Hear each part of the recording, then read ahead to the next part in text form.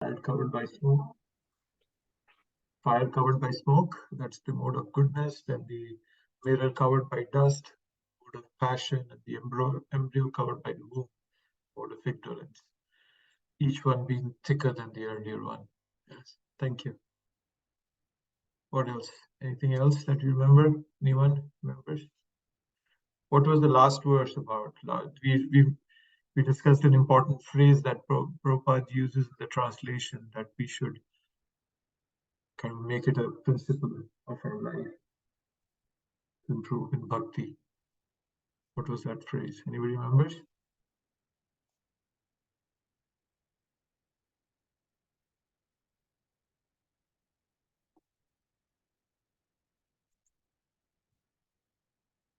No one remembers? That was deliberate spiritual intelligence. That's what we discussed about in detail. Situating ourselves on a spiritual platform using our intelligence.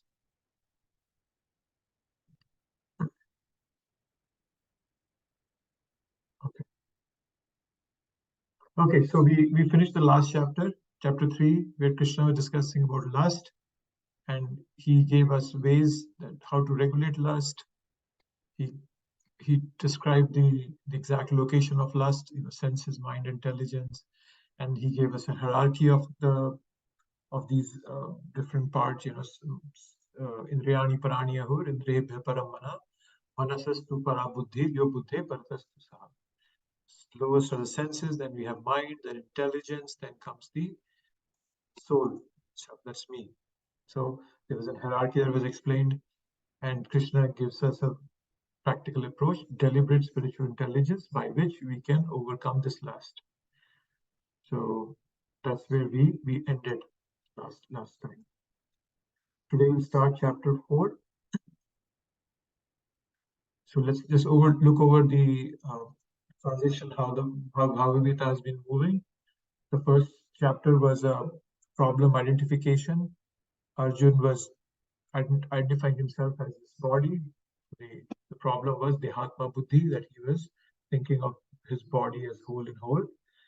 And then we moved on to, and he gave his reasons for not fighting, various of them: compassion, enjoyment, fear of sinful reactions. And then after that, in the 7th verse, or not even before that, in the 1st and 2nd verse, Krishna chastises Arjun, and he uses words like klebyam, which is importance, and hirdaya daurbalyam, shudram, and all these anaryam, justam. So he uses many words to just pinch Arjun's ego, so that he can come out of that ignorance that he was presenting. But then still Arjun doesn't come out, and so then, one thing that good happens is that he's confused and he surrenders. So the 2nd chapter begins by Arjun's indecision and surrender. And then Krishna goes through the whole process. Jnana gives a summary of it. Jnana, karma, buddhi, and then all that. And then once that was done, then comes the 3rd chapter. After listening to the contents of Gita summarized, Arjun became confused because there were 2 instructions which confused him, and they shouldn't have confused him, but he was still on a bodily platform. So one thing was, Krishna was telling him, right, get up with determination and fight. And on the other hand, Krishna was telling him, durena hi avaram karma, stay away from abominable activities, which Arjun thought fighting was an abominable activity, whereas Krishna was not saying that. So that was the chapter 3 beginning, and then we went through the 4 parts of Arjun asking, why are you asking me to fight if giving up is better? And then Krishna explains to him that no, I'm not. That's not what I'm saying. There are different levels of the whole process, of the ladder, yoga ladder. And so Krishna had to explain him that, because he was confusing between the different ranks. And then Krishna explained him that you should live an exemplary life because you're a leader in the society, and get rid of this lust, which is our biggest enemy. That's where we ended the 3rd chapter. So now the 4th chapter comes into picture. So now what's the connection between the 3rd and 4th chapter?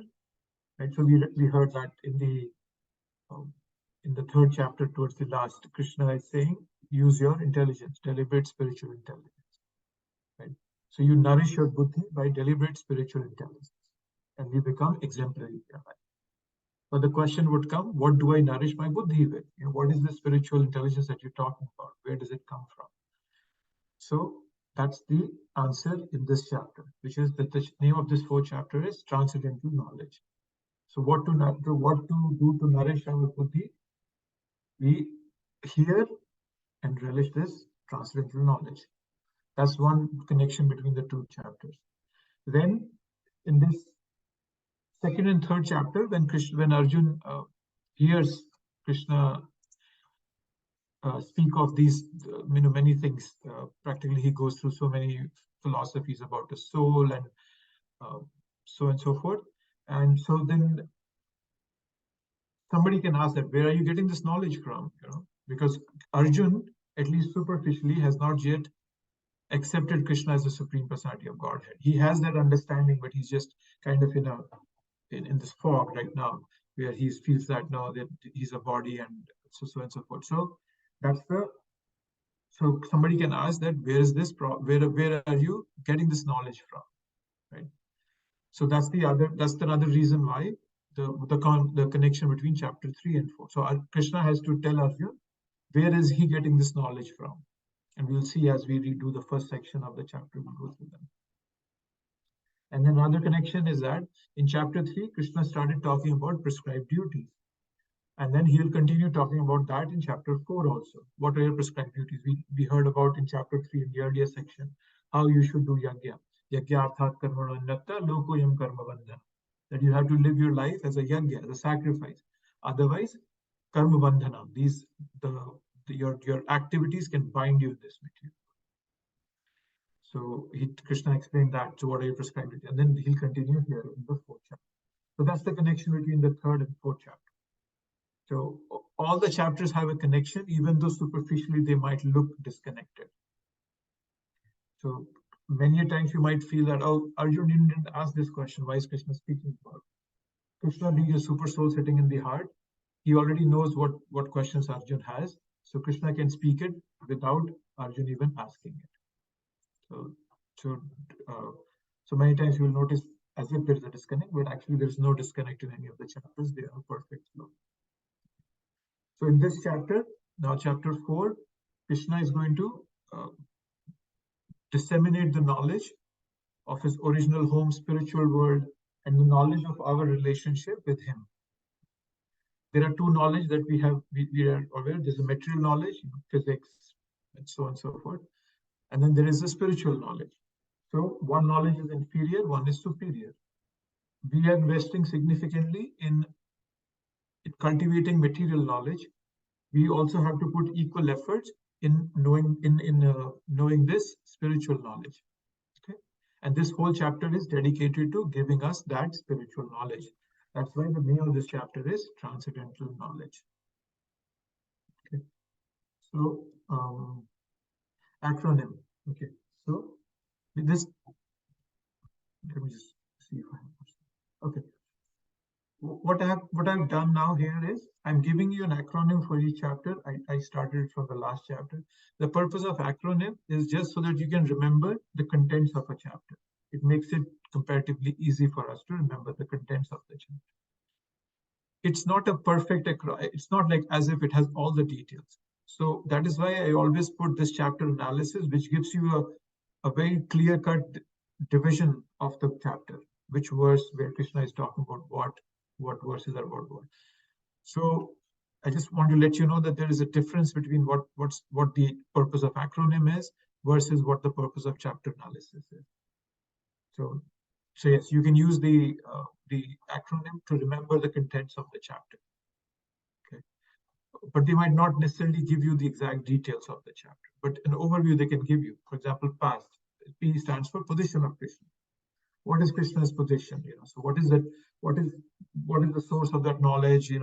Who's Krishna? So and so forth. Then how do you apply it? How do you gain that knowledge? And lastly, what are its glories? So it gives you a broad overview, helps you remember the contents of the chapter. But exact description comes from the chapter analysis. So I just wanted to highlight that. I felt that it might confuse you if I'm having two different category, two different breakdowns of a chapter. It might confuse you, but they have separate purposes. So, okay. So this is the breakdown. Okay. So we'll do the first 10 verses, which are basically Krishna is going to tell about transcendental knowledge, and he is going to give many different things about what his purpose is in this world, why does he come, and how does he come. So that's going to be the bigger code, right? Okay, so let's go to the what's next. Okay, so the first chapter is, so first section, position of Krishna. Okay, so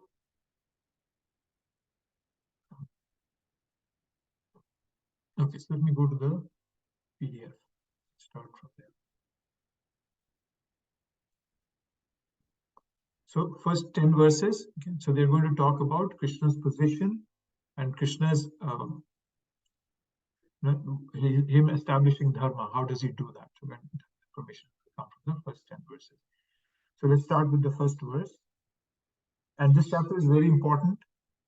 There are a lot of these verses that Prabhupada used to very frequently quote. And as I mentioned, this is transcendental knowledge. How do you build upon your spiritual intelligence is being explained in this chapter. It's an important chapter. So let's get going. The first verse. Shri Bhagwan Uvacha Imam Vivasvate Yogam Proktavanaham Avyayam Vivasvan Manave Praha Manur Ikshvakave Bravit. The personality of Godhead, Lord Shri Krishna, said, I instructed this imperishable science of yoga to the sun god Vivasvan, and Vivasvan instructed it to Manu, the father of mankind, and Manu in turn instructed it to Ikshvaku. Okay. So the first verse begins here. So, as I said, the third chapter ended by Krishna telling us that if you develop this deliberate spiritual intelligence, then you can conquer lust and you can then become exemplary in life. And then this chapter is giving us that transcendental knowledge. Okay, so we have this fourth chapter here. So now somebody can ask that where does suddenly this concept of sun god come in? Why do you bring that up here? Where does it all come from? So, as I mentioned in the connection between chapter 3 and 4, knowledge in chapter 3 is not something that Krishna has just created out of thin air. Where does all that knowledge come from? So Krishna tells us, he's going to explain to us that this knowledge is eternal. And he has told this knowledge in the past too. Because when you give somebody such, such in-depth knowledge about something, a question can come, where did you get it from? Right? A common example could be that if I tell somebody that in Paris there is a big tall tower, okay, people might not ask me any question. But if I give a detailed description of Eiffel Tower to somebody, that it's made of this metal and it's so tall and it has a restaurant on the top and you can see the whole of Paris from there. Then somebody might ask me, have you been to Paris yourself? How do you know this information? So that kind of a question could come in Arjun's heart, or in anybody who is reading Bhagavad Gita, it could come into their heart. That I want to know where you got this information from. So that's where this is coming from.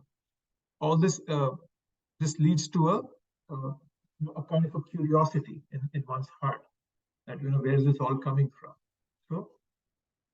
So that's why Krishna begins by telling that I have told this science before to sun god Vivasvan, and then Vivasvan from Manu and so on and so forth. Okay, so let's see what Prabhupada is saying in the purport. That the kings of all planets are, I'm ready for right here. The kings of all planets are especially meant for protection of the inhabitants, and therefore the royal order should understand the science of Bhagavad Gita in order to be able to rule the citizens and protect them from material bondage to lust. So Prabhupada is establishing the connection also that this knowledge has to be taken up by responsible citizens of a society, and get rid of the bondage to lust, right? So how does this bondage to lust happen has been described in chapter 3. Krishna gave the hierarchy, right? Indriyani prani haro indriya brahmanas. He gives that, and then he talks about mahashano mahapapa vidhyena miya vairinam, that it's all devouring, and so and so forth. He gives a lot of details about where does this bondage to lust happen, and that's coming in the chapter 3, right? So to get rid of the bondage of the society, bondage from lust, leaders have to be taught properly. They should have this knowledge. Right? That's the reason why Prabhupada was so interested in influencing those who were influencing the society. And you will see throughout our history, this thing has been very common. Buddhism was not a very prominent religion across the world until Ashoka, King Ashoka took it over. Okay? He took it up. When King Ashoka took it up, that's when Buddhism got a shot in the arm, and it was spread like wildfire. Ashoka sent his own son to Sri Lanka, and then so and so forth. That's how Buddhism spread across the world, because a very important personality in the society took it up. Similarly, Christianity took off when the Roman emperor accepted Christianity. Right? Till Roman emperor did not accept Christianity, the Christians were tortured, and they were not allowed to practice their religion. They were very less in number. But once the Roman emperor took it up, then Christianity also took off. So Prabhupada is explaining in there that kings have to accept this. Kings have to accept this. Not just kings. Now we don't have that many kings, but more leaders of the society have to accept this. Right? So in the Varnashrama system, we talked about a Kshatriya and a Brahmana. So they have to be united to practice this knowledge well. In Chaitanya Charitamrita, there is a mention of a king of Puri, King Pratap-Rudra. He's a very good example that how this knowledge can be united and used, and an exemplary person can follow it. King Pratap-Rudra used to broom, clean the street with a broom where the Rath would go. And that practice is still prevalent in India, in Puri. Whenever during the Rath Yatra, the king, he cleans the road. And so King Pratap-Rudra was an example. And this is necessary to be socially and culturally influential. Okay? So Krishna gives this knowledge to kings because they can influence the general public. Prabhupada would be very pleased when prominent thinkers were brought to him. He wanted to influence the influencers, as they say. Prabhupada would be very happy to go and speak in prestigious institutes. Like, he gave us many, Massachusetts Institute of Technology, and all these, renowned institutes. So Prabhupada wanted to influence those people. Right? And so Krishna is telling the knowledge to kings. But in one sense, Prabhupada was so much more benevolent that he was not discriminating at all. He was giving it to everybody. But then he was also focused on one society, one set of people. In the first edition of Bhagavad Gita, Prabhupada had a foreword written by Allen Ginsberg. If you don't know, Allen Ginsberg was a very famous personality in the hippie era, and he used to promote, LSD, marijuana, and so forth to stay high. And he was a very influential person. So when Prabhupada came out with the Bhagavad Gita for the first time, he had a foreword written by him because he was an influential personality. But later, when BBT published Bhagavad Gita, Prabhupada didn't include Allen Ginsberg's foreword in the book, right? Because now Prabhupada thought that, okay, when I started, this was the only culture that I had approached, the hippies. So I needed somebody influential in the hippies. But now the Hare Krishna movement has expanded, and I don't want to, I want it to be respectable in the mainstream culture. So Prabhupada removed that. So Prabhupada was very expert in dealing with the society. Now that's the reason now Hare Krishna movement is for everyone, not just for hippies. But if people thought it was only for hippies, they wouldn't come. So that's the reason Krishna is speaking to a king, and Prabhupada is talking about that. Let's see what else does Prabhupada have in the purport. Yes, Prabhupada goes through he goes through some technical calculations of these yugas.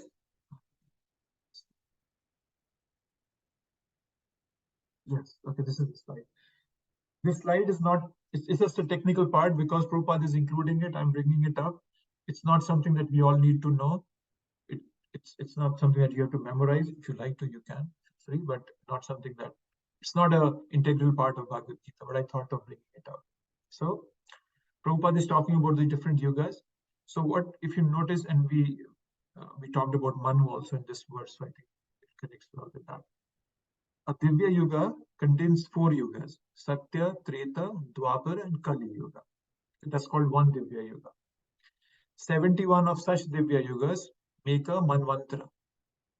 Okay?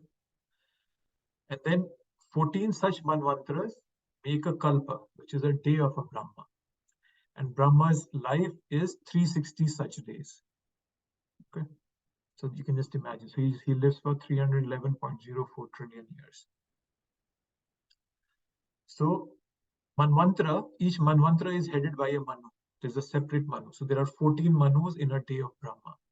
And that's what is being talked about in this verse. So Manur Ikshvakave Bravit. So Manur is the father of mankind, as being told here. So sun god instructed to the father of mankind, Manu. So if you just, that's the reason why Prabhupada is giving, so that we could have a rough kind of back of an envelope calculation as to how many years ago was Bhagavad Gita spoken by Krishna to Vivaswan, right? So Prabhupada has calculated this amount here years ago. So Krishna had spoken this earlier to Vivaswan, this book.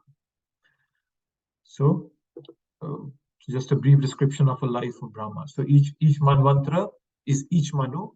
So we are in the 7th Manvantara now, 7th Manu of this of the day of Brahma. So 7th, yes, 7th. Okay, I'm forgetting his name. Vivaswan, no, Vivaswan. Vivaswan, no, what's his name?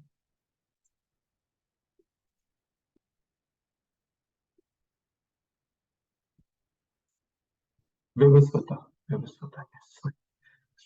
Yeah, Vivasvata is the name of the current Manu. So yeah, so that's something that Prabhupada is explaining to us, that how this these many years ago this book has been spoken. So let's move on to the second. So Prabhupada is also calling this knowledge as Apaurushya, superhuman. It's not some human being who has spoken it. Okay. Prabhuji, I thought this is another chain, right? You are mentioning right now how this Bhagavad Gita was spoken, but we also know, right? Bhagavad Gita was spoken by Lord Krishna to Brahma to Narada, and Narada to Vyasdev. That is also one of the chain, right? How it was spoken.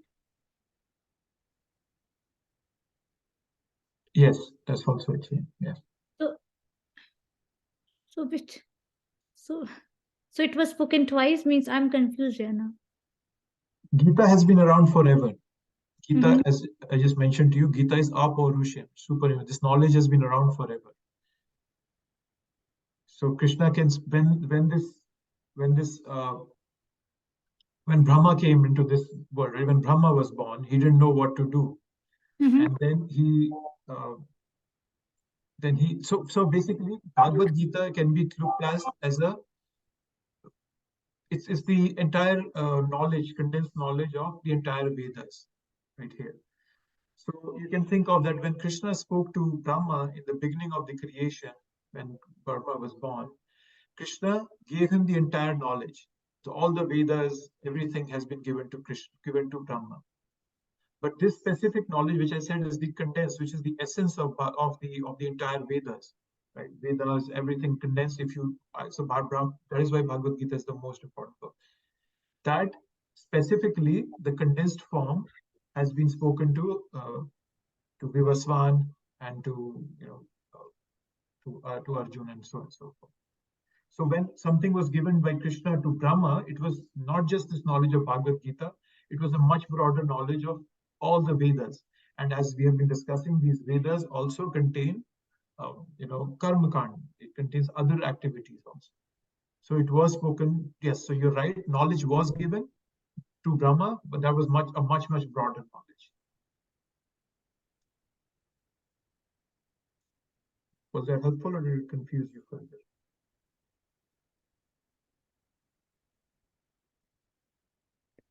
Okay, Prabhuji. Thank you. Did it confuse you or did it clarify you? That's what I'm asking. I think I got it, Prabhuji. You are saying it was not just specific Bhagavad Gita knowledge, there was more spiritual knowledge that was rendered by Lord Krishna too. Because whenever we talk of disciplic succession, right, we always talk about coming from Lord Krishna to Brahma, to Narada, to Vyasdeva, and then all goes Vyas and all that it goes on, right? So that is what I was thinking. I mean, Bhagavad Gita was always Chatushloki. Obviously, it was only 4 shlokas that was said by Lord Krishna to Brahma, and obviously Vyasdeva had to make it to 700 shlokas, and then Srila Prabhupada had to add purport, and still we are not able to understand Bhagavad Gita. So that's a different thing altogether. So, so I was like, I just thought there was only one channel to it. So But yeah, let's expand upon this. Let's expand upon this for a minute. The Chaturshloki Bhagavad Gita has been spoken as complete 700 words to Arjun. Okay. This knowledge was spoken to Vivaswan as a complete knowledge of as the Bhagavad Gita is this complete 700 verses, or I'm not sure about the exact verses, but this knowledge as that's been presented in Bhagavad Gita. The Chaturshloki that you are mentioning are the Chaturshloki given in the Bhagavatam, 2.2nd canto, 9th chapter, verse 33 to 36. Those are the 4 verses that were spoken by Krishna to Brahma in the beginning of creation. Those are not the Chaturshloki Bhagavad Gita. That's the Chaturshloki Bhagavad.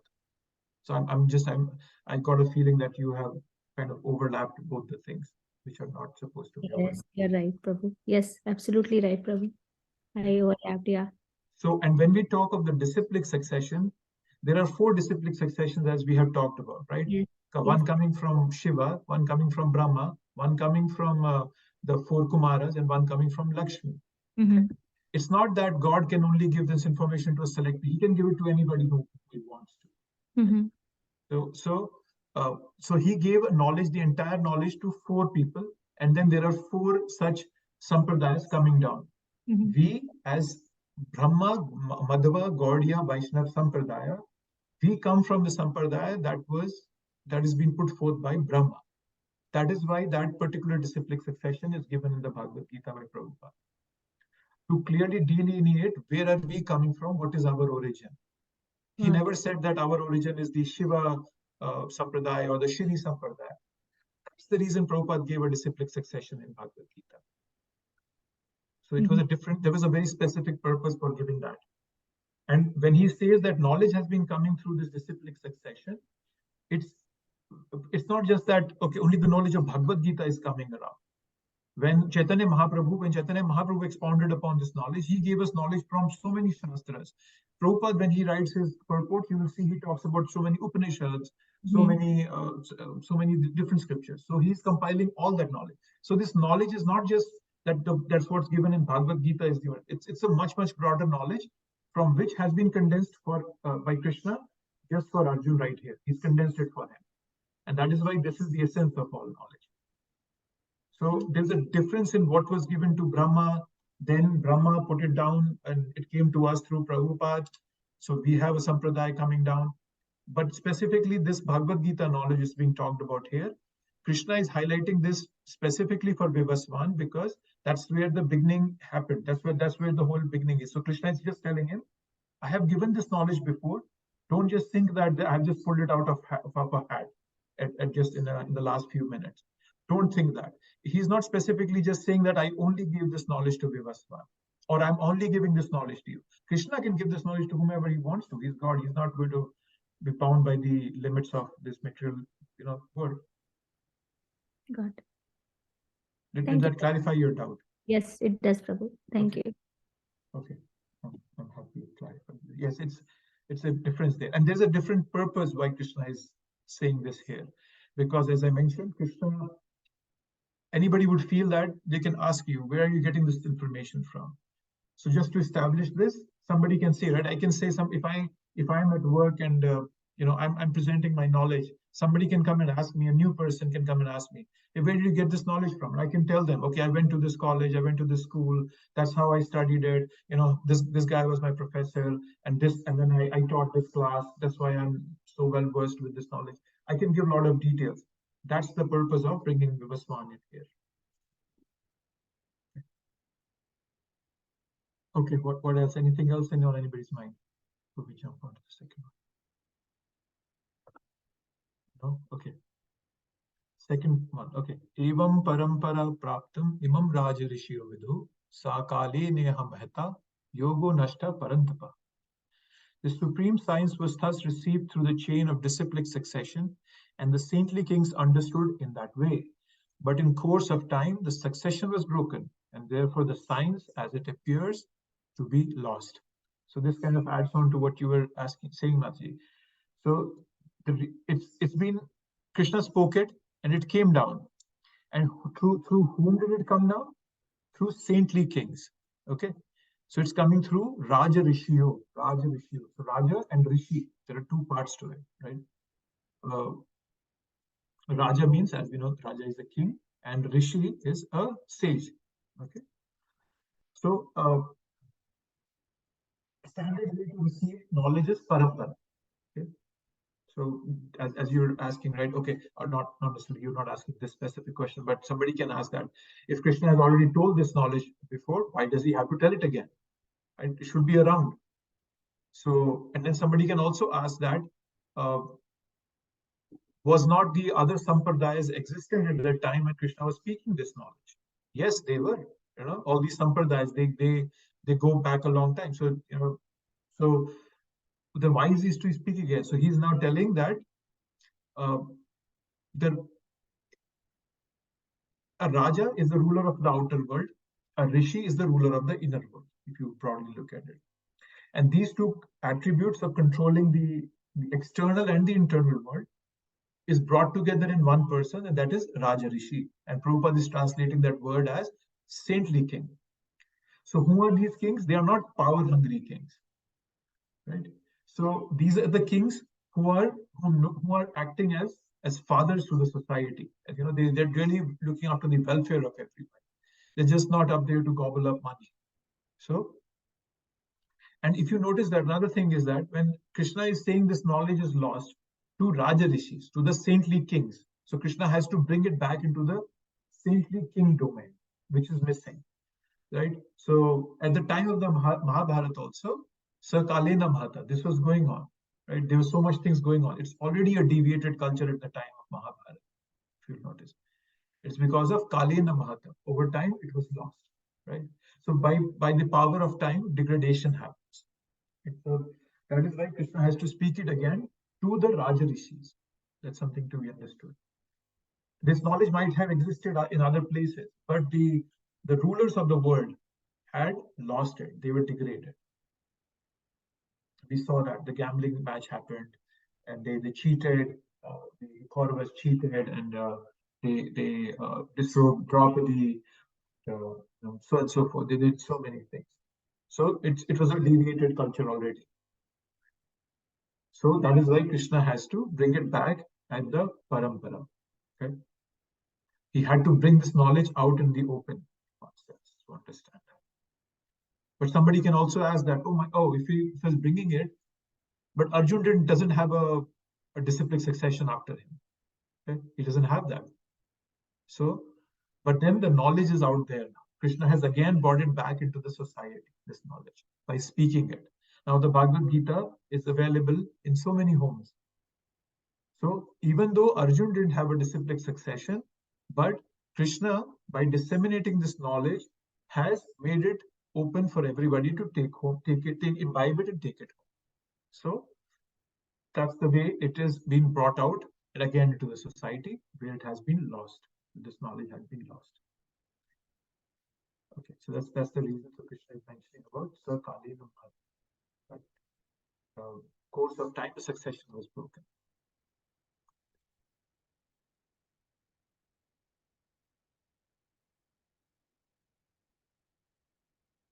Prabhupada is saying, there are innumerable interpretations rendered by different mundane scholars, but almost all of them do not accept the Supreme Personality of Godhead, Krishna, although they make a good business on the words of Sri Krishna. The spirit is demonic because demons do not believe in God, but simply enjoy the property of the Supreme. Since there is a great need of an edition of Gita in English, as it is received by the Parampara system, an attempt is made herewith to fulfill this great want. Bhagavad Gita, accepted as it is a great boon to humanity. But if it is accepted as a treatise of philosophical speculation, it is simply a waste of time. So there are innumerable interpretations of Bhagavad Gita. There are so many of them out there. And most of those versions were written under the rule of British. So the knowledge was seriously misinterpreted, misrepresented. There was a version of Bhagavad Gita that I've heard of where the Indian National Congress, which was the ruling party in India at the time before the Britishers left, it was one of the political parties. They said that Indian National Congress is Krishna personified and has come to remove the dharma, or has to come to remove Britishers who were the demons. So Bhagavad Gita has been misrepresented, misinterpreted, and that is why Bhagavad Gita seems as a complex book. But Prabhupada is making it clear and simple for us that all you need is accept it as it is. Don't accept it as a philosophical speculation, otherwise you'll be wasting it. That's the important aspect here. Third verse. That very ancient science of the relationship with the Supreme is today told by me to you, because you are my devotee as well as my friend, and can therefore understand the transcendental mystery of this science. So the phrase that Arjuna Krishna is using, Bhakto Sime Sakha Cheti. So what it means is that you are my devotee and you are my friend. That's the phrase that Krishna is using, Bhakto Sime Sakha Cheti. So the qualification of understanding Krishna is through being a devotee. Right? A finite living entity like me can only understand the infinite only when the infinite reveals himself to me, and that is only through bhakti. There's no other way. So Krishna is highlighting it right in the beginning. That's your bhakto sime sakhachi. So that's the important message coming out here. So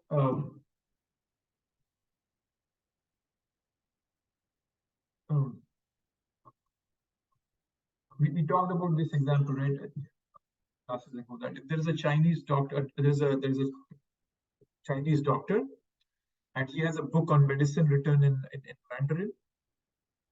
If he translates it, versus there is somebody who's a linguist, who's a linguistic expert. If he translates the book, whose version is going to be more valuable? The one is the doctor's version, even though it might not be written accurately, or the language might not be perfect. But because he has practiced it for decades and healed a lot of people with this, his knowledge will be much more valuable. Similarly, a devotee who has understood the essence of Bhagavad Gita, when a devotee speaks the Bhagavad Gita, then for sure Gita has more value in comparison to a philosophical speculator or somebody who's just trying to gain academic knowledge from the book. Right? Bhagavad Gita is not a theoretical book about an abstract analysis. It's a practical living book. It calls for action, right? It's a book of healing, healing the human heart, which has been fractured, which is injured because it has moved itself away from the divine. Right? And as in all our hearts, there is this longing for love and happiness. Everything we do in this world is that longing. It's a desire for love and happiness. There's no other reason behind anything. that can only be fulfilled when we unite back with the divine heart. So for such healing to happen, Bhagavad Gita endorses the process of Bhakti Yoga as the best process. Right? Devotion is the qualification for comprehending the message of Bhagavad Gita. Right? And it has to be learned from great bhakti practitioners who have themselves healed their hearts and have healed others also, like Prabhupada. That's why we need to hear it from somebody. So Prabhupada made this clear in the first verse of Bhagavad Gita 1.1 in the purport, that it has to be understood from a pure devotee of Krishna. So that's what we are all at least trying to do our best, that we are trying to hear it from Prabhupada, who's a pure devotee of Krishna.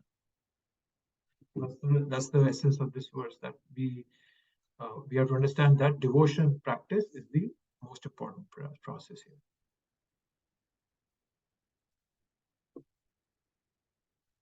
Prabhupada is saying the demonic, however, do not accept Lord Krishna as he is.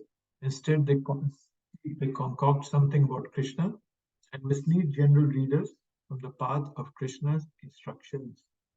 All these other commentaries of Bhagavad Gita out there, 700 were existing when Prabhupada wrote his version. Not a single devotee was found after reading those.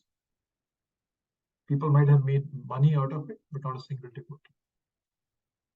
But Prabhupada comes and he writes the version as it is, and then everybody starts following him. Millions and millions of people have read that version, their hearts have changed, and they've taken up the process of bhakti, just because it was coming from a great bhakti practitioner whose heart has healed by practicing this bhakti yoga philosophy. Okay, so now Arjun has a question again. Aparam bhavato janma, param janma vivasvataha, katham etad vijaniyam, tvam ado proktavan iti. Arjun said, the sun god Vivasvan is senior by birth to you. How am I to understand that in the beginning you instructed this science to him? Okay.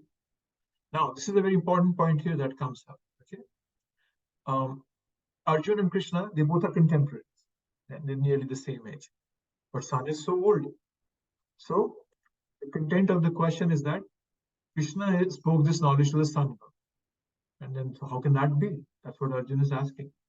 It seems a logical question, but on the same end, it seems a bit challenging. It seems that Arjun is challenging, and he knows that in the third chapter, Krishna has talked about faith, saying not have doubts, and saying that you can develop knowledge by having faith in it. The doubtful will perish. There are many things that Krishna said. Still, Arjun's doubt is logical, and Krishna will answer this doubt. So doubting is a function of intelligence, but it is meant to bring me to accepting a perfect source of knowledge. Okay, but once I have come to that source, then I should be submissive to it. Okay? So that's something, the purpose of doubting. We doubt it, but if we are going to doubt ad infinitum, forever, if we keep doubting, we will never be able to move anywhere. We'll be just going in circles and circles. And that's the problem, in some aspects of Jnana Yoga, where people are just trying to gain knowledge over and over again, and they just don't stop doubting. They just keep doubting again and again and again. So doubting is not at all wrong. Doubting is promoted in Bhagavad Gita and Srimad Bhagavatam, these books. Doubting is important. But what is to be understood is that doubting has to be used to come to a source of knowledge, and then we have to rest aside our doubts. So when Arjun is asking here this question, when a logical question is asked, there has to be a sensible answer. Okay? We don't have to stop our practice of Krishna consciousness if we have doubts. Right? Neither do we have to shut out our doubts. We should find the right forum for answering those questions. Right? So if you look at the analogy of driving a car, okay, when we drive a car, we need two things, right? One we have a brake, and the other is an accelerator. Okay. So we need both of them. So when we are driving through our journey of life, doubt is like the brake, and trust is like the accelerator. Okay? And to drive safely, we need both. We need both of them. If the traffic is heavy on the road, and the or the car is veering off the road, we need to press the brakes, right? So so both of them are needed. I just wanted to give this analogy to express this importance of both of them, right? And we then should also not trust naively. We should use our intelligence. We should always use our intelligence, right? And that is why this Bhagavad Gita not just enhances our spiritual intelligence, but it also it makes us so much more smarter in material life. Right? It teaches us how to be fearless. Bhagavad Gita teaches fearlessness. When we put all our, when we say, okay, we're going to depend on Krishna for everything, our fear goes away, and then we are able to execute our duties in a much better way. So also Bhagavad Gita helps in the material world also. So not trusting naively, but doubting using our intelligence. Intelligent persons have doubts. But as I was giving the analogy, doubting is good. But then if we keep doubting, if we keep pressing the brakes, our car will never go anywhere. So we cannot live our lives only by doubts. At the same time, we cannot live our lives only by trust. Right? So we cannot drive a car either with an accelerator. Just as we intelligently drive and we look around to keep the car on track, similarly, we use our intelligence, we use our doubting, as Arjun is using. That's the assist coming here. Why is Arjun doubting it, and is it appropriate to doubt? Prabhupada is giving us an explanation. The fact is that Arjun is not inquiring for himself, but for those who do not believe in the Supreme Personality of Godhead, or for the demons who do not like the idea that Krishna should be accepted as the Supreme Personality of Godhead. So Arjun is asking this question so that he can, for others to be convinced that yes, Krishna is the Supreme Personality of Godhead. He can come at any time and speak to anybody. I cannot, and I don't remember my past words. Krishna will talk about it later on. So that's why Arjun is establishing that for others to come. The devotee will always worship such authoritative statements of Krishna because they're always eager to know more and more about him. Yes, because we as practicing devotees have a desire to go deeper and deeper into this process of bhakti. And so we look forward to these authoritative statements so that we can bring them up in our lives as mantras, as sutras to live our lives by. But the atheists, on the other hand, they will consider Krishna as anybody, as a mystic, as a strong person, but they will not consider him as Bhagavan, and that's where they fall short. Okay, so now Krishna answers the question that Arjun has asked. Let me see where we talk about this. Yeah.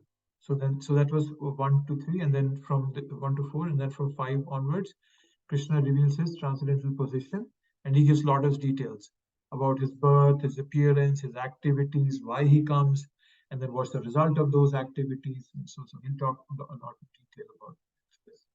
Let's go over. So this is verse 5. Sri Bhagavan Uvacha Bahuni me vyatitani janmani tavacharjana tani ham veda sarvani natum veda parantapa. The personality of Godhead said, many, many births both you and I have passed. I can remember all of them, but you cannot, O subduer of enemy. So Krishna remembers his past lives. We don't recollect past life, right? So we don't so we don't remember our past lives, and sometimes even in nowadays, right, many times it happens to me. I make a document, but I then forget where I put that file. I forget its location. So when the body is changed, similarly, the the reference point is lost. I've forgotten where I put the file that I had written in my last birth.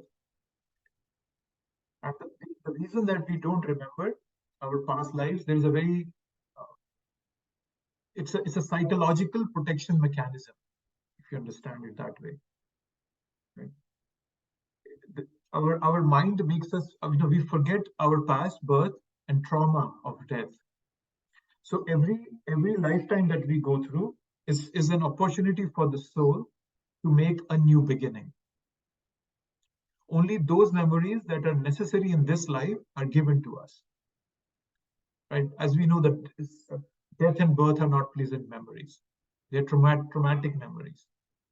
So the psychological way our mind is set up is that we forget painful memories. So, and sometimes these memories can be triggered by some circumstances. There are a lot of these documented cases.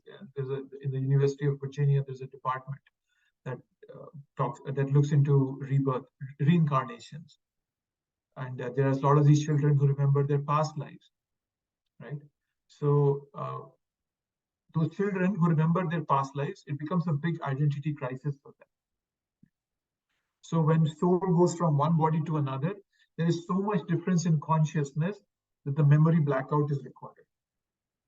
Okay? So there is this transition from one life to another. We get this fresh beginning.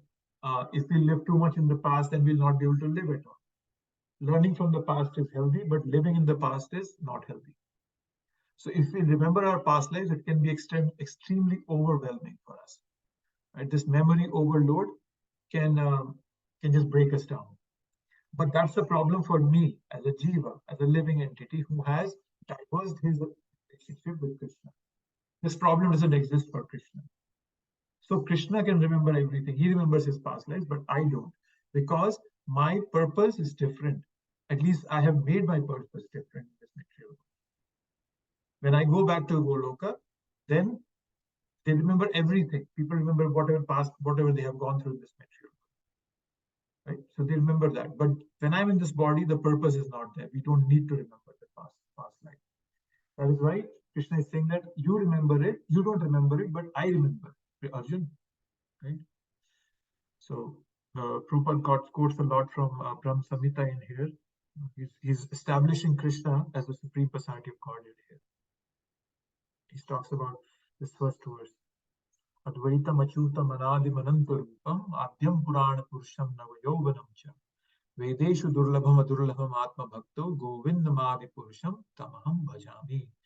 And I offer obeisances to Govinda, who is the Supreme Personality of Godhead. He is absolute, infallible. So Prabhupada is establishing Krishna as the Supreme Personality of Godhead. And also, Prabhupada is establishing Krishna as the source of all the incarnations that come. Ramadi Murtishu Kalanyame Natishtan Nana Avataram Akarod Bhuvaneshu. Krishna Swayam Sambhavat Paramapumanyu Govindamadi Purusham Tamaham Bhajam. Krishna is the source of all incarnations such as Ram, Nrsimha, sub-incarnations, so on and so forth. So Prabhupada is establishing that because Krishna is Supreme Personality of Godhead, he can remember it. But I, being engrossed in this material world, I cannot, because it's not favorable for me. That is why I don't remember my past. So Krishna is saying that, yes, I've been around forever. I've been around forever. You don't remember your birth, I do. Okay. Then another thing Prabhupada is highlighting, that living entity forgets everything due to his change of body. But the Lord remembers because he does not change his body. So he's Advaita. He doesn't change his body. He has the same spiritual body ever. But then my body is changing because me as a spiritual being have accepted this material body. Yes. So that's the difference between living entity and Krishna. So there are differences given in this verse between Krishna and as the living entity me. So that's the verse 5. Okay, so we talked about verse 5, and then coming to verse 6. So he talked about verse 5 and saying that his birth is not like the birth of others, of these people living in this material world. And then wherever he's born, he comes in his original transcendental form, which you'll see in this 6th verse now. Although I'm unborn and my transcendental body never deteriorates, and although I'm the Lord of all living entities, I still appear in every millennium in my original transcendental form. This is 6. Ajopi san avyayatma bhutanam ishvaropi san prakritim swamadhisthaya sambhavami atmamaya. Okay. This is so. Avya and avyaya, there are 2 words that I use. Those are the characteristics of the soul, and they're also the characteristic of Krishna. But then the difference that is being mentioned in this verse right here is that Lord is the supreme controller. He is Bhutanam Ishvara. So Bhutanam Ishvara. So one analogy that Prabhupada gives a lot is that when there's a jail, there's a prison house. When a criminal comes to the jail, he's under the rules of the jail. He's under the control of the jail. But let's presume the Prime Minister comes to visit the jail. He's not controlled by the jail, right? The Prime Minister is just coming out of his compassion, and he's going to advise everybody, please reform yourself, be a better person, get out of this jail. Similarly, Krishna comes again and again, but he's not bound by the rules of this world. Just like the Prime Minister who's coming into a jail is not bound by the rules of the jail. So in the same thing, so Krishna is explaining here that even though you are also a living entity, and I'm also I'm also a soul, I'm also a spiritual being, but then unfortunately you diverse your relationship with me, you wanted to enjoy by yourself, you came here and now you're suffering because of that. You made a mistake and now you're suffering it. And I am coming here out of sheer compassion and asking you, please reform yourself, please come back home to me. Right? So that's what Krishna is explaining in this. Ajopi san avyayatma bhutanam ishvara. That I appear in my transcendental.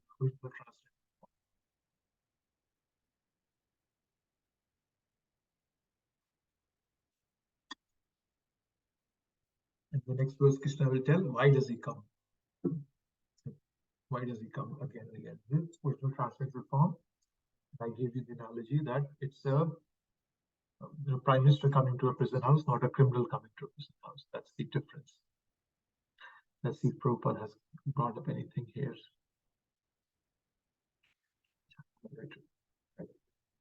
You'll notice that the purpose of this chapter are pretty long because, as I mentioned, it's a very important chapter. Okay, I'll take a pause here. Anything on anybody's mind that you would like to bring out? Caught your attention. Clarification.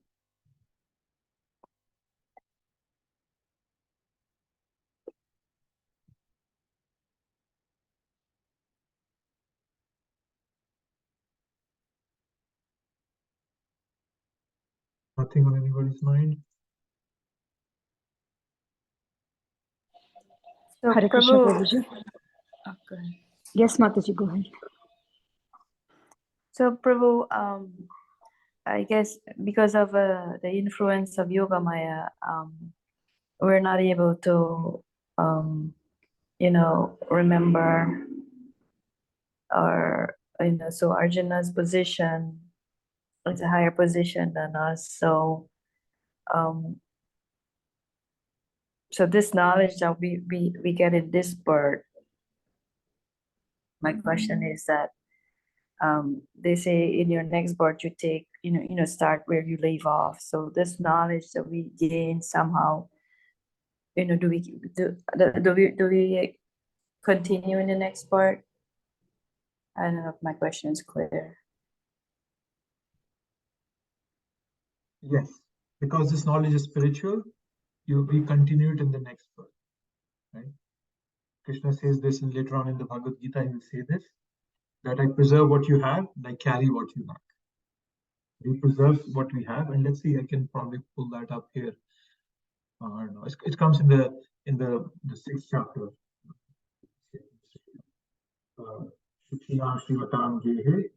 Yogo Bhrashta Parantapa. Krishna talks is the 6th chapter of Bhagavad Gita. Arjuna asked this specific question. That's why it came to me. That where was that? Yes. So this is the 37th verse of the 6th chapter. I'm just reading it out from the book. O Krishna, what is the destination of an unsuccessful transcendentalist, who in the beginning takes to the process of self-realization with faith, but who later desists due to worldly mindedness and thus does not attain perfection in mysticism? So he asked this question. Arjuna is asking this question, and Krishna tells him that Krishna. So Krishna says that this is coming later on in the chapter, that one taking such a birth, when a person takes the next birth, he revives the divine consciousness of his previous life, and he again tries to make further progress in order to achieve complete success, O son of Kuru. So yes, we carry this knowledge forward because this is spiritual in nature, and it's my true. That's what my purpose is, to know this knowledge. So I'm able to carry it forward. So I hope I answered your question. Yes, Prabhu. Thank you so much. You're welcome. Anybody? Anything? There was somebody else also speaking.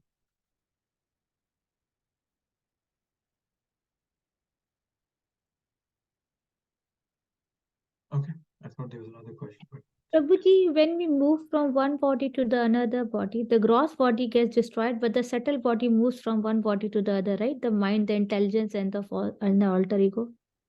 yes, it goes with us. Yes. So the same conscious carries from one body to the other, right? Then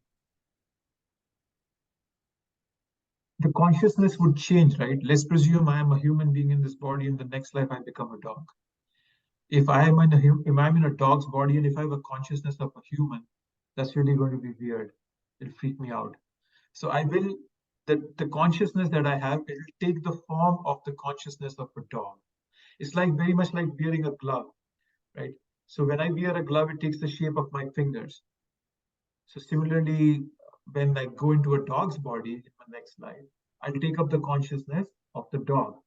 Whatever the dog has to do, those things will come to the whatever the dog mentality is. but Prabhuji, consciousness comes from mind and intelligence, right? When the mind and intelligence is moving from one body to the another, will not the conscious, obviously it will be the conscious of that particular body at that particular time, but it is all governed by your mind and intelligence, right? Yeah. But the reason I got a body, next life's body, is because my mind and intelligence were looking for some things that were conducive for that body. That is why Prabhupada, I don't know if you've seen the hardbound Bhagavad Gita, those photographs it has. There are photographs of a person who likes to eat, who's like he has a mentality of a pig who just likes to eat all the time. Somebody just likes to sleep all the time. So that could be a mentality of a bear. Somebody is very fond of, roaming around naked. There's so much of that in this country. You can become a tree. You'll stand around naked for a long time. So your karmas and the mind intelligence, whatever the consciousness, whatever it's more interested in, whatever it goes and nests into, wherever it finds solace, that's where the next body will be formed accordingly. So yes, I'm a human being right now, but if my desires are very animalistic, my next body is going to be like an animal. That's the law of karma, and that makes sense as a law of karma, that you should get whatever you're looking for. And that's why Krishna says, right? You look for higher grounds, you become a spiritualist, you come back to me, right? What's that? 14th chapter, Krishna says, Urdhvam gachanti satvastha madhyatishtanti rajasa jaganna guru vrittisa yato tamsi manava. That according to your state of consciousness, goodness, passion, or ignorance, that's where you will go. If I am in the goodness, I'll go upwards. I'll go into the heavenly planet. If I am in the mode of passion, I might come back on this planet again. If I am in the mode of ignorance, I'll go downwards, more demoniac and animalistic characteristics, depending on that. So it's all dependent on my consciousness. Thank you, Prabhuji. Hare Krishna, Prabhuji. Hare Krishna.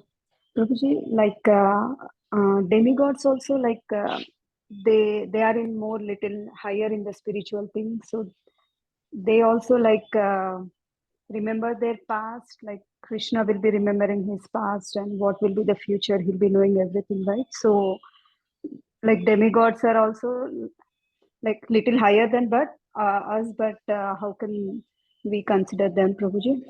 Do they remember their past or? The demigods also do not remember their past. They do not remember that. They demigods consider demigods as more advanced beings than us, living in a much better environment than us.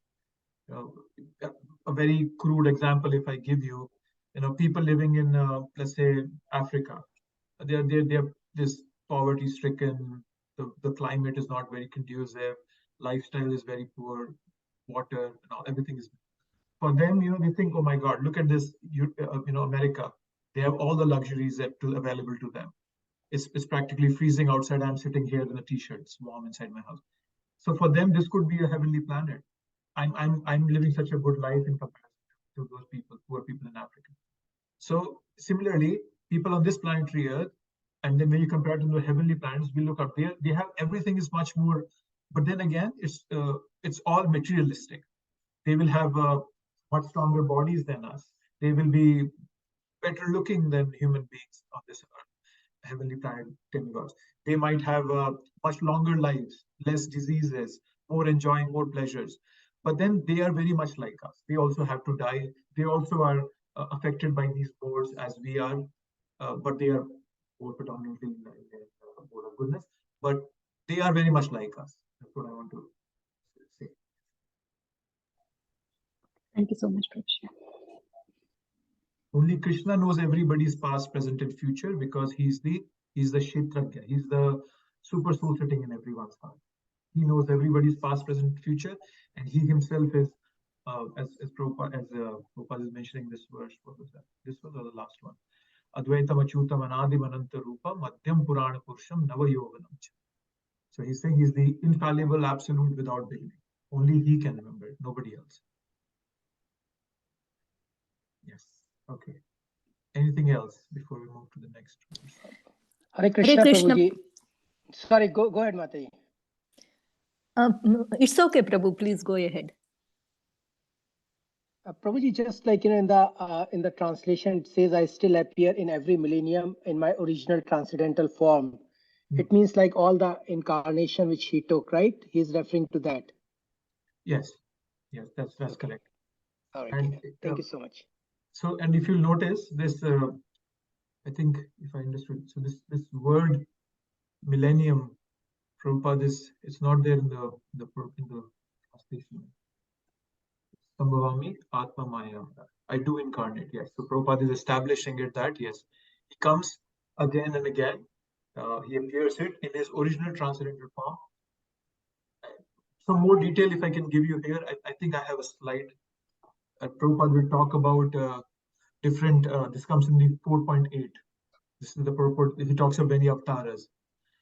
But then Krishna comes himself, Krishna comes once in the day of Brahma every time. So the word millennium here can be also taken in that aspect, that Krishna himself in his original form also comes once in the day of Brahma. So the word millennium can be used very broadly, more loosely to take off a day of Brahma. So you can look at it from that perspective also, but you can also look at it from, as you said, he can come in different avatars, which we'll talk about more detail. Got it. Yeah. Thank you so much, Prabhuji. Hare Krishna. Yes, Akshinaji. Hare Krishna, Prabhu. I have two questions. One is, like Mataji mentioned, the consciousness is governed by the mind and intelligence. I need to get some more details about it. And also, what's the relationship between the soul and consciousness? So the consciousness is a composite of mind, intelligence, and egos, right?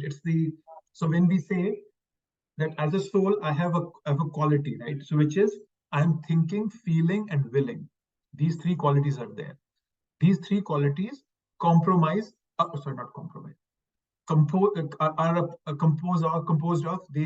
they make up the consciousness. So when you say thinking, feeling, and willing, all the three things are required for that. The mind, intelligence, the ego, all are required.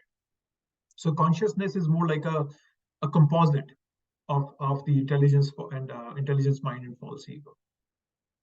That's what consciousness means when you use the word consciousness, right? I as a living being, I am conscious.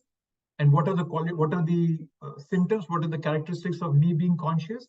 Is that I can think, I can feel, I have a willing capacity. I have these capacities in me, and they all are being born by the composite aspects of false ego, mind, intelligence.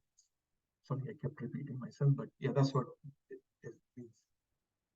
So what's the also we studied that the consciousness is the symptom of the soul.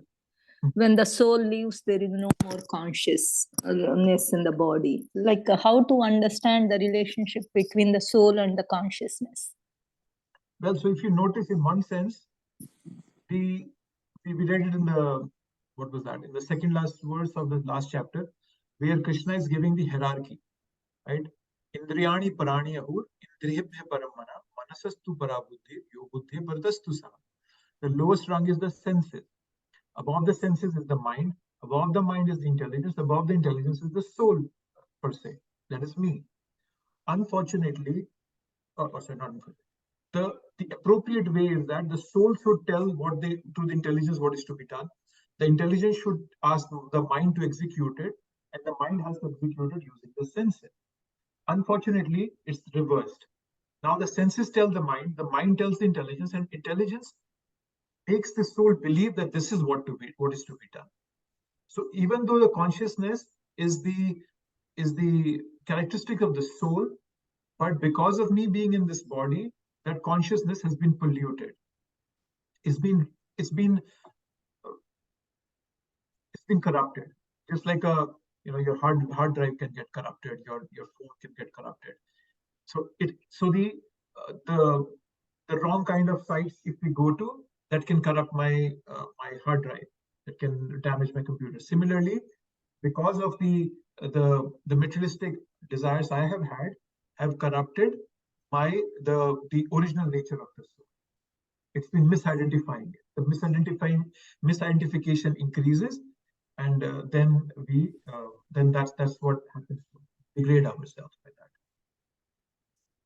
Sorry, was that what you were asking, Uday? Yes, Prabhu. Thank you very much. Okay, you're welcome. Okay. Anything else? Prabhuji, one quick question about how one acts according to senses, and how one should act according to the intelligence, right? So I think, I mean, as a human, in order to, just for, basic example is for safety purpose, we usually don't think, right? I mean, when we step on, when I stick my finger accidentally on something very cold or something hot, I mean, I don't think before my hand moves itself away from it in a split second, or even right? So the body, I think, is evolved to kind of react based on the senses without the mind or intelligence being involved in between. So when things happen for the good, right? When my hand automatically moves away when it touches super hot or super cold things, that might be considered a good action of the senses, right? Good use of the senses.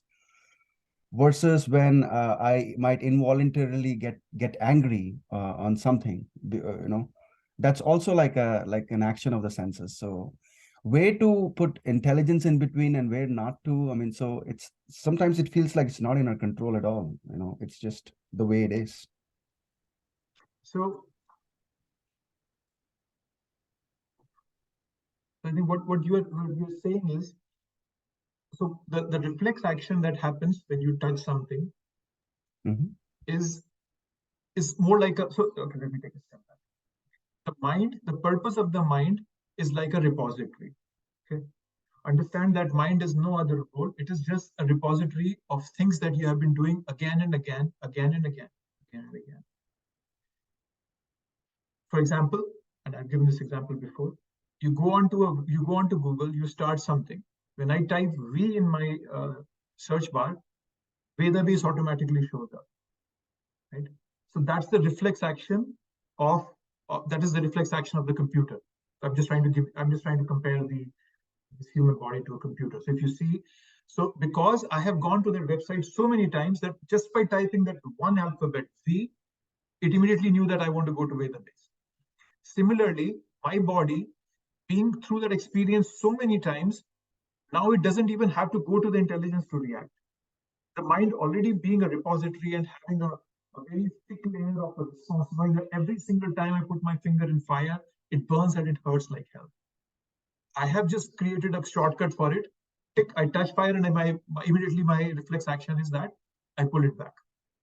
So that's the reflex action of our mind. The intelligence doesn't even come into the picture at that time.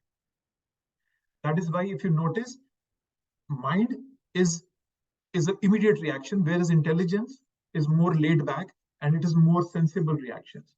Whenever, let's say you get an email and you're angry and you immediately reply back, which is immediately your mind telling you what to do. But if you take an hour or two and you say, no, I won't reply back like that, that's when your intelligence is kicked in.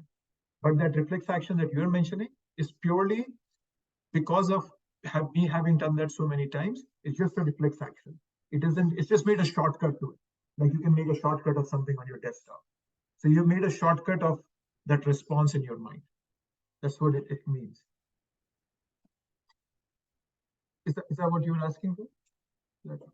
Yeah, makes sense, Prabhuji. So my point here is, I think, is it the intelligence that over and over again has, put that layer in the mind, a good impression on the mind that, hey, mind, when this happens, you gotta automatically react, don't wait for me, right? Something like that. Original contributor of this reflex action must have been intelligence. Otherwise, the body is not capable of doing anything by itself, right? Well, see, the senses always have sense object in this world. There's always a predefined connection. For example, as a child, when you're growing up, nobody tells you that, oh, you have to be attracted to the opposite sex, let's say. Nobody teaches you, right? Nobody sits down in a room and say, okay, you see a girl and this is the way you behave, and you start liking him, her, or vice versa. Nobody teaches you that. It's already been engraved in your mind there. Now, that reaction, yes, you can say that there has been some intelligence, but then you cannot put a timeline to it. Or when did the intelligence tell the mind that your finger will get burnt by fire? We have been in this creation for such a long time that we don't want to go back that route. We just know that the senses have a corresponding sense object in this world without me even telling it. It already knows that there is this relationship that has to happen, and it just behaves accordingly. But I understand your point. Yes, at some point in this creation, there must have been a time, but you cannot go back and put that on your timeline. That will never be possible. That's why we are always called Anadir Bahirmukha. We as souls are called Anadir Bahirmukha. That for time immemorial, we have looked away from Krishna. Okay. Nobody can put a timeline that, oh no, Prem-dham, this is when you've developed a desire to be like Krishna, and that is why you fell down. Nobody can put that. Similarly, nobody can put a timeline. When did that particular concept come into my mind as a repository, and furthermore as a reflex, as a show? There's no way of putting a timeline. Okay. So the impressions we have in our mind, there is no way to find out what the source of those impressions are. Yes, there's no way of finding those out. But the good thing is that you can override those samskaras. So basically these repetitions that we do, they're called sanskaras, right? When you do the same thing again and again, it becomes sanskara. But the good thing is that by practicing deliberate spiritual intelligence, which we read in the last class, discussed it, you can override these samskaras, these kalishta samskaras. These are called kalishta. They are derogatory, they are harmful for us. So we can override them by what we are doing now, by reading scripture, by reading these books of wisdom, by listening, by practicing our sadhana. We can override them. That is the advantage part, and that's what we should focus upon, that it can be overwritten for sure. Okay, okay. And the source for those overwritten impressions would be the transcendental ecstasies or revelations that we might get after hearing about Krishna and chanting Krishna's name and stuff like that, right? Yes, it for sure. In the beginning, you might not get those ecstasies for a long time. There might be a preparatory period for all of us. It's for practically everybody has to go through that. At that time, what really helps is that you very consciously tell yourself, okay, see, this is what's happening. I was reading this book. There was this, I forgot the name of the author. It's called Unwinding Anxiety. I recently read it, and the author, he's a John Brewer. I think his name is Brewer. Last name is Brewer. He says that the way to change your habit is to kind of very consciously tell yourself how that habit is damaging you, how that habit is disadvantageous for you. So even before you get those transcendental ecstasies, just by reading Prabhupada's books and having some faith in them, you can constantly tell yourself, see, Premadam, you like to smoke, you like to drink. See, this is where it's harmful for you. This pushes you away from your desire to grow spiritually. So we can do many things consciously even before those transcendental desires and the transcendental ecstasies come into the picture. That comes in later. So, but till then, we just keep on struggling. We keep fighting. The mind is like it's like a boxing match in the ring we are having. Sometimes the mind wins, sometimes I win, but we keep fighting. Sorry, I took a detour there.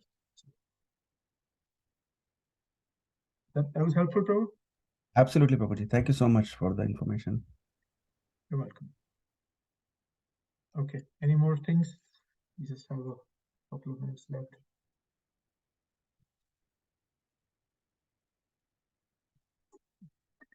No? Okay. So let's see, we can see if we can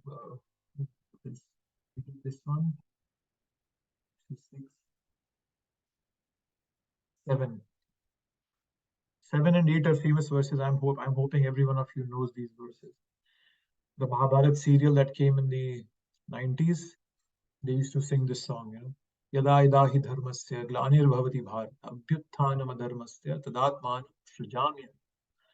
And then in the next one was the Paritranaya sadhunam vinashaya cha dushkritam dharma sansthapanarthaya sambhavami yuge yuge. So now these two verses, Krishna is mentioning, first he's mentioning, why does he come? Right? Why does he come?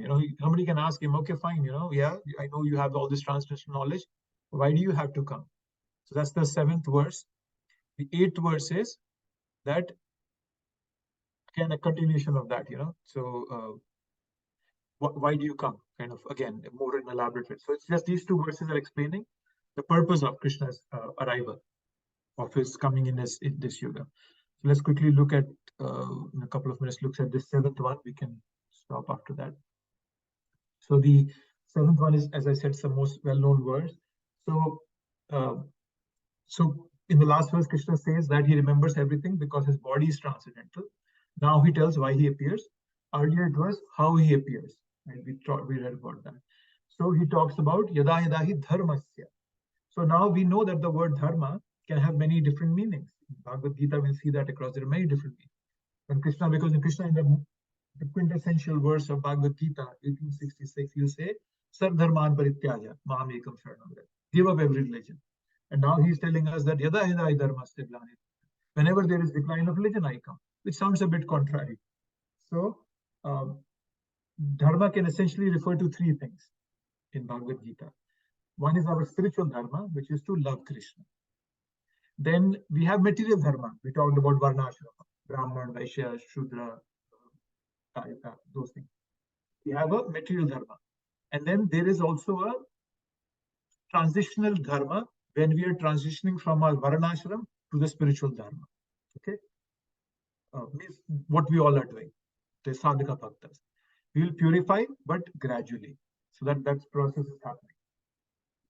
And so transitional dharma. So the transitional dharma is it keeps us in harmony during conditioning, right? So this sadhana bhakti that we all are doing, the transitional dharma, is not our eternal dharma. Bhakti is our eternal dharma, right? But this sadhana bhakti is the transitional dharma. And then in this verse, Krishna is not referring to our spiritual dharma, to love Krishna. He's referring to our transitional dharma. Why? Because we are Okay, he is dharma refers to, in this verse, the word dharma refers to the social arrangements by which people are practicing this religion, right? There are people practicing so many other things. We have read across Bhagavad Jnana, Dhyana, so many other things have been practiced. So that's what Krishna is saying, that whenever there is a decline in that, then I come. So he's not referring to spiritual dharma of love to Krishna, but just the social arrangement around that, right? By which we all are practicing out of that. So that's what it means here. That Yada Ilahi Dharma. So whenever there is a decline in the practice of that, of what we all are supposed to do, but to move towards our spiritual identity, that whenever that falls away, then Krishna comes and he helps. There's a so that happened, and that happened during the time of Mahabharata, as we know. The world was being ruled by Dhritarashtra and his evil sons, and Krishna had to come and fix that and put the right people in power. So that's this verse is talking about in a long purport Prabhupada is giving. Okay, I'll stop here. We are already a minute over our time. Probably I can catch up more on this verse when we meet again. But this is the next other most famous verse of Bhagavad Gita. Okay, so any last minute things before we wrap up? Prabhuji, earlier you had mentioned that Krishna comes up every one day of Brahma, right? Yeah. Right. Mm-hmm. Now here we are saying whenever there is like decline in the religious practice and all dharma, and like this decline in the practicing of dharma and all, Krishna descends, right? So means how do we correlate both the things? Means it is exactly like one day of Brahma that all this happens, waiting.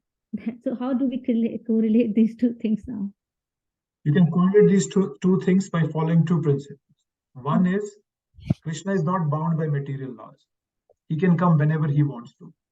If Prem Dham or anybody, any sannyasi, any big shot says that Krishna comes once, Krishna doesn't care about it. That's one thing to understand. Okay. Second thing to understand is that Krishna might not come himself. He can send somebody else also. I was mentioning about the avatars that will come up in the next verse. Krishna can send somebody else to do the job. So the dharmasya glanir bhavati bharata must be happening. So Krishna can send somebody else to do his job for him. That's look at it from two perspectives. One, that Krishna is not defined by the rules and regulations of this material world. If the knowledge has been that Krishna only comes once, Krishna will say, I don't care what you think or write in your books. I will come. My devotees are are suffering. I will come, and he can come. So there are two ways of looking at this verse. That's what you were asking, right? Thank you, Prabhuji. That was you were asking? See? Yes, Prabhuji. Thank you. Okay. Yes. Okay. So we are at 8:33. We can wrap up now. We'll meet